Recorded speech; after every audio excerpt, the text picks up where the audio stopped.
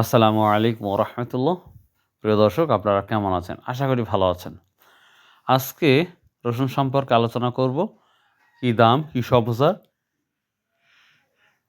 সব কিছু।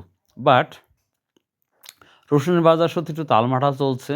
বোঝা বড়ই দায় রসুনের বাজারটা নিয়ে। একদিন খুব রসুনের দাম ভালো যাচ্ছে, একটা দিন কম যাচ্ছে। ৫০ টাকা ১০০ টাকা কম হলে বা বেশি হলে ডিফারেন্সটা হতো না। বাট আমরা দেখতে পাচ্ছি, কালকেও আমি ভিডিও তৈরি করেছি চাষকর বাজারে ৫০০ টাকা বেশি। ছোটো রসুনটা কিন্তু ১৯০০ থেকে ২২০০, ২২৫০ বা ২৩০০ টাকা পর্যন্ত কিন্তু বেচাকেনা হয়েছে কোয়ালিটি ভেদে।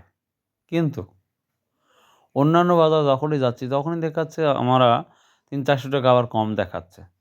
তো রসুনের টালমাটাল নিয়ে বিশেষ করে ব্যবসায়িকেরা মানে কী করবে সেটা তারা বুঝতে পারতেছে না। খাড়াই ৫০০ টাকা বাড়তি, খাড়াই ৫০০ টাকা কম।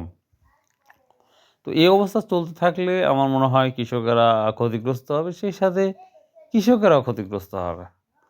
যখনই দামগুলা দেখতে পাচ্ছে বা শুনতে পাচ্ছে, পরবর্তী হাটে যখনই রসুন নিয়ে যাচ্ছে হাটে, তখন এই বাজারটা আর দেখা যাচ্ছে না।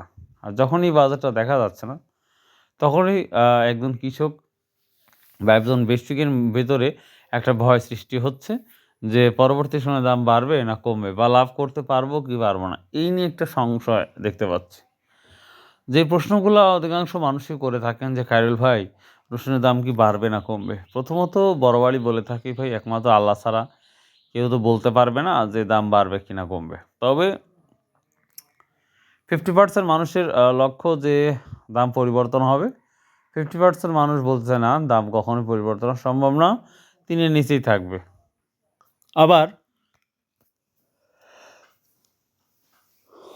অনেক ব্যবসায়িক ভাইরা বলতেছে যে না, রসুনের বাজার ঘুরে দাঁড়াবে সর্বোচ্চ ৫,০০০ টাকা পর্যন্ত, এবং কুচি ২৫০০ থেকে ২৮০০ টাকা, ৩,০০০ টাকার মতন দাম থাকবে।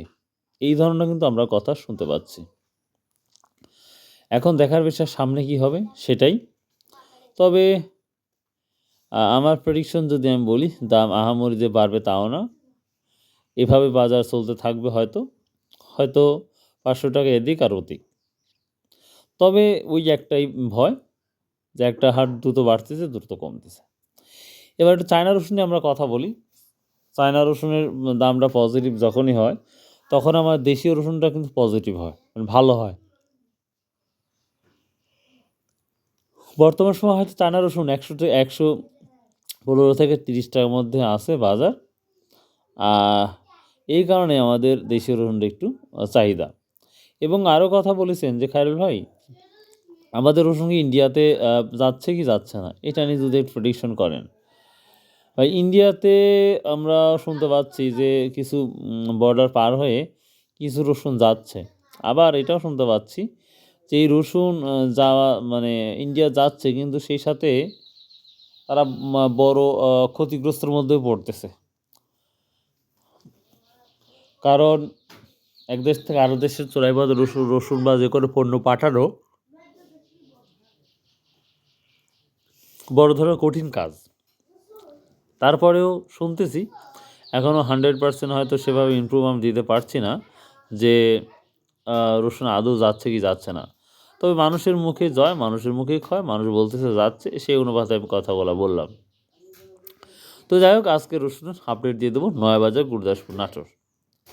তো নয়াবাজার, গুরদাসপুর, নাটোর আমি গতকালও আমি ১৯০০ নিচে আমি কোনো রসুনের আপডেট দিই নাই। কিন্তু আজকে দুঃখের বিষয় যে ১৭০০ থেকে ১৯০০ বা ২,০০০ টাকা ছোটো রসুন, বুঝতে পারতেন ৪০০ টাকা নাই। মাঝারি রসুনটা ২১০০ থেকে ২৩০০ টাকা, মাঝারিটা, যেটা আমরা কাল কুচি রসুনটা বা ছোটো রসুনটা বিক্রি করেছি। এবং বড় রসুন মাঝারিটা ২৩০০ থেকে বা ২১০০ থেকে ২৪০০ টাকা পর্যন্ত, আর বড় রসুনটা ২৪০০ থেকে ৩,০০০ টাকা পর্যন্ত এই বর্তমান সময় বাজারটা যাচ্ছে। তো দেখতেই পাচ্ছেন এইভাবে ওঠানামা করছে প্রতিদিন রসুনের বাজার। তো এই কারণে আরও খোলামেলা বলা যাচ্ছে না যে বাজারটা কোথায় বা কীভাবে দাঁড়াবে। তো ইনশাআল্লাহ, যদি কোনো কারো সঠিক কোনো তথ্য থাকে অবশ্যই ভাই কমেন্ট করে জানাবেন কেন এত ওঠানামা করছে রসুনের বাজারগুলা। সবারই একটু সংশয় হচ্ছে যে বাজারটা যে কোথায় দাঁড়াবে সেটা। তো যদি কারো সত্যিকারের কোনো তথ্য জানা থাকে অবশ্যই কমেন্ট করে জানাবেন ভাই।